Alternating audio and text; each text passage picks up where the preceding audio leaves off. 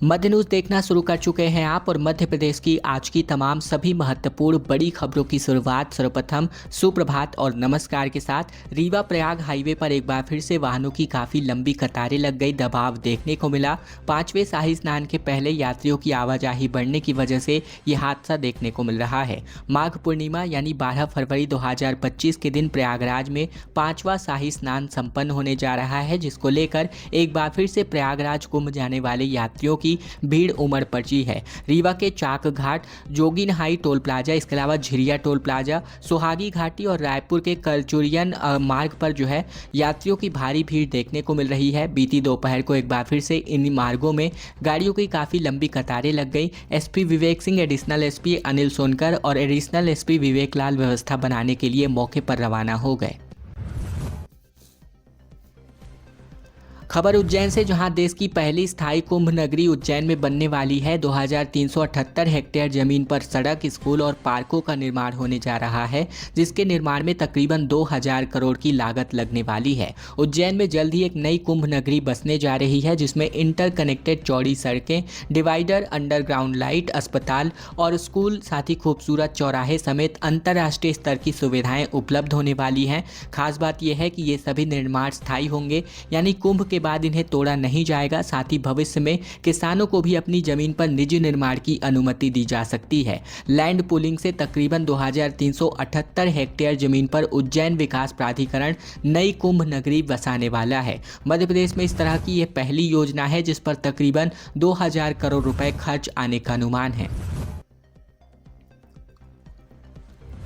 और अब खबर शिवपुरी से, जहां बासी भोजन खाने की वजह से सैकड़ों ग्रामीण बीमार हो गए। साल्मोनेला टाइफी बैक्टीरिया की वजह से इनकी तबीयत बिगड़ी हुई थी। शिवपुरी के ग्राम मामौनी कला में तकरीबन हनुमान मंदिर की स्थापना के भंडारे में बासी भोजन खाने की वजह से बीमार हुए सैकड़ों ग्रामीणों के स्टूल सैंपल की जाँच रिपोर्ट में साल्मोनेला टाइफी बैक्टीरिया की पुष्टि हुई है, यानी इससे भोजन में जहर मिलाए जाने की आशंका खारिज हो चुकी है। घटना 1 फरवरी को हुई, जब हनुमान मंदिर की प्राण प्रतिष्ठा के अवसर पर भंडारे का आयोजन किया गया था। पहले दिन आसपास के गांवों में तकरीबन 5 गांवों के लोगों ने प्रसाद ग्रहण किया था। भंडारे में बचे जो बासी भोजन है, इसको अगले दिन मामौनी कला के तकरीबन 1500 लोगों को खिलाया गया, जहां रविवार सोमवार की रात लोगों की तबीयत बिगड़नी शुरू हुई और देखते ही देखते तकरीबन 500 से अधिक ग्रामीण बीमार पड़ गए थे।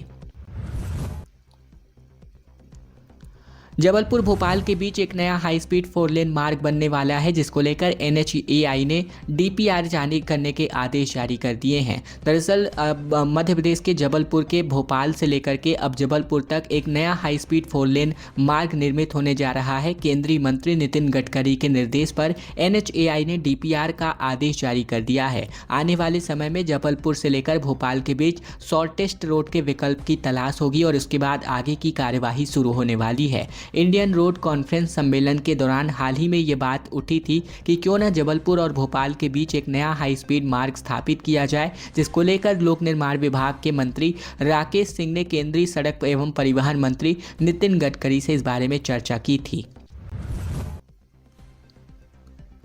भोपाल में 15% तक अब जमीन पंजीयन सस्ता होने वाला है। पंजीयन विभाग ने इसके लिए नई गाइडलाइंस तैयार कर दी हैं। मध्य प्रदेश की राजधानी भोपाल में प्रॉपर्टी रेट बढ़ाने की प्रक्रिया शुरू कर दी गई है। करौंद और नीलबर्ड के जिन इलाकों में कमर्शियल प्रॉपर्टी की रजिस्ट्री हायर रेट में हुई है, वहां अब आवासीय कॉलोनियों में 5 से 10% तक प्रॉपर्टी रेट बढ़ाए जा सकते हैं। लांबा खेड़ा, नीलबर्ड और साथ ही बैरसिया रोड, करौंद समेत कुछ अन्य इलाके ऐसे हैं जहां नामांतरण के सर्वाधिक आवेदन आए हुए हैं। कुछ लोकेशन में रजिस्ट्री भी अधिक दरों पर की गई है। पंजीयन विभाग इन इलाकों को नव विकसित क्षेत्र मानते हुए 5 से 10% की प्रॉपर्टी रेट बढ़ाने की तैयारी शुरू कर चुका है। खबरों में आगे बढ़े इसके पहले अगर आप मध्य प्रदेश के हैं, तमाम बड़ी खबरें ठीक इसी प्रकार रोजाना देखना चाहते हैं तो चैनल जरूर से सब्सक्राइब कर लीजिएगा, ताकि प्रतिदिन की महत्वपूर्ण खबरें मध्य प्रदेश समाचार रोजाना हम आप तक बिना किसी रुकावट पहुंचा सकें।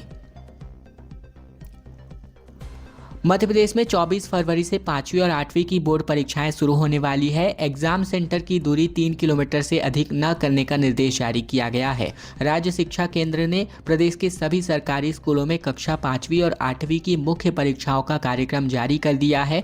आधिकारिक कार्यक्रम के अनुसार 24 फरवरी से ये परीक्षाएं RSK द्वारा निर्धारित परीक्षा केंद्रों पर आयोजित होने वाली हैं। खास बात यह है कि सभी परीक्षा केंद्र 3 किलोमीटर के दायरे में ही रहेंगे ताकि विद्यार्थियों को परीक्षा केंद्र में शामिल होने में सहूलियत हो सके। इस बार परीक्षा में सरकारी और निजी स्कूलों के तकरीबन 24 लाख विद्यार्थी इसमें शामिल होने वाले हैं।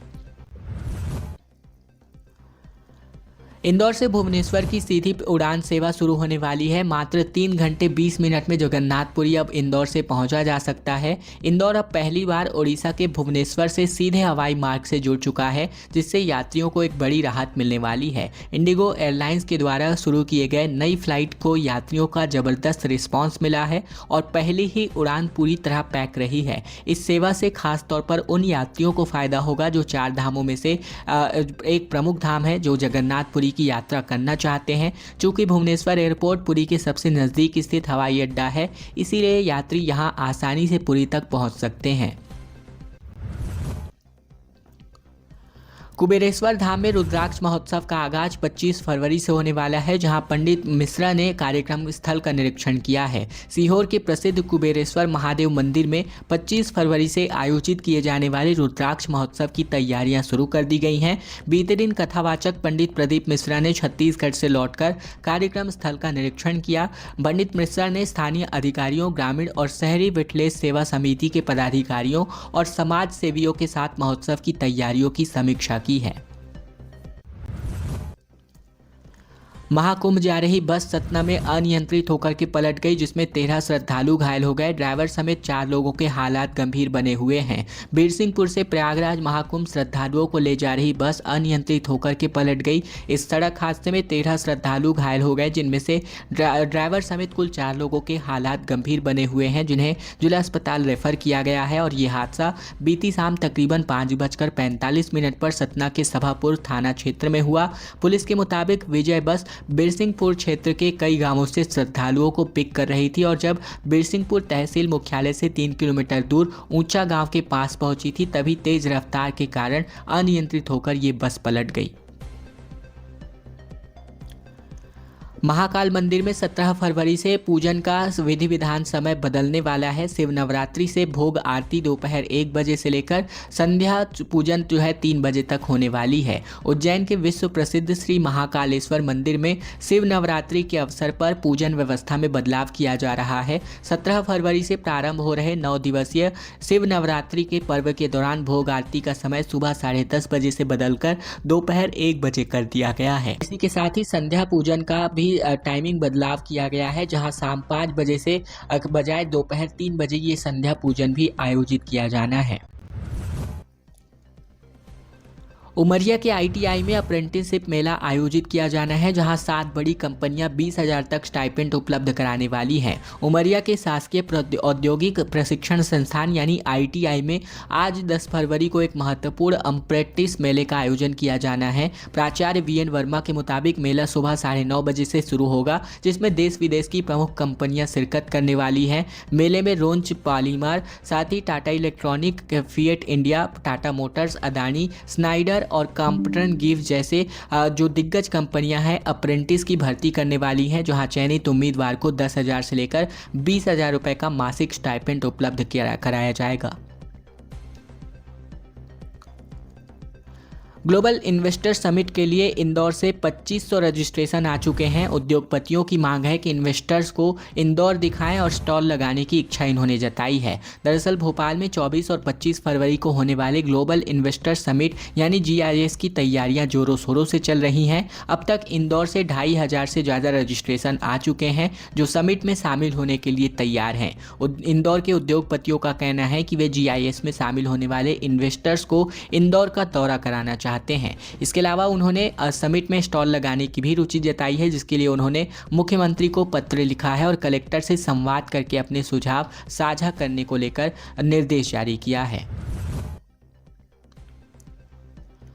मध्य प्रदेश में सर्द हवाओं को लेकर अलर्ट जारी किया गया है। भोपाल, इंदौर, ग्वालियर में पारा 5 डिग्री तक लुढ़क चुका है। फरवरी में पहली बार ऐसा है जब इतनी तेज ठंड मध्य प्रदेश वासियों को सहनी पड़ रही हो। मध्य प्रदेश में सर्दी बढ़ चुकी है। पूरा प्रदेश शीतलहर की चपेट में है। इससे दिन और रात के पारे में 5 डिग्री तक की गिरावट हुई है। भोपाल, इंदौर, ग्वालियर, जबलपुर और उज्जैन में भी ठंड पड़ रही है। बीते दिन सर्द हवाओं से ठिठुरन बढ़ी रही। ऐसा ही मौसम आज के दिन भी बने रहने की संभावना है। रविवार से अब बात करें तो थोड़ी बहुत राहत मिलने की उम्मीद नजर आ रही है। फरवरी में ठंड ने एक बार फिर से कमबैक किया है। पिछले 3 दिनों से सर्दी लगातार बढ़ती जा रही है। बालाघाट में युवाओं ने विजय रैली निकाली। दिल्ली में बीजेपी की जीत का जश्न मनाया गया। भाजपाइयों ने मिठाइयां बांटी हैं। दिल्ली विधानसभा चुनाव में भाजपा ने ऐतिहासिक जीत हासिल की है और इस जीत का जश्न पूरे देश में मनाया जा रहा है।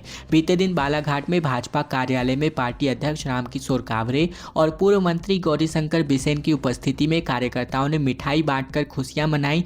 भाजयुमो के युवाओं ने शहर में विजय रैली निकाली है। सीएम मोहन यादव के परिवार के संग संगम में डुबकी लगाई गई। राजस्थान के सीएम से गले मिलते मोहन यादव नजर आए। मध्य प्रदेश के मुख्यमंत्री डॉक्टर मोहन यादव अपने परिवार समेत प्रयागराज के महाकुंभ पहुंचे। त्रिवेणी संगम में स्नान के दौरान जहां उन्हें राजस्थान के मुख्यमंत्री भजनलाल शर्मा मिल गए, जिसके बाद दोनों ने एक दूसरे से गले मिलकर के डुबकियां लगाई। सीएम डॉक्टर मोहन यादव के साथ पत्नी सीमा यादव, बेटी और बेटा साथी पोता वायु भी मौजूद रहा, जहां उन्होंने पक्षियों को दाना डाला, फोटोग्राफी भी कराई। राजस्थान के सीएम से मुलाकात के बाद सीएम डॉक्टर यादव ने कहा कि राजस्थान और मध्य प्रदेश गंगा यमुना की तरह पवित्र है। खबरों का सिलसिला बस यहीं तक का था। अगर आपको यह वीडियो पसंद आया है तो वीडियो को लाइक करना मत भूलेगा। चैनल पर अगर आप अब भी नए हैं तो चैनल जरूर से सब्सक्राइब कर लीजिएगा, ताकि प्रतिदिन की महत्वपूर्ण खबरें, मध्य प्रदेश समाचार बिना किसी रुकावट रोजाना हम आप तक ठीक इसी प्रकार पहुंचा सकें।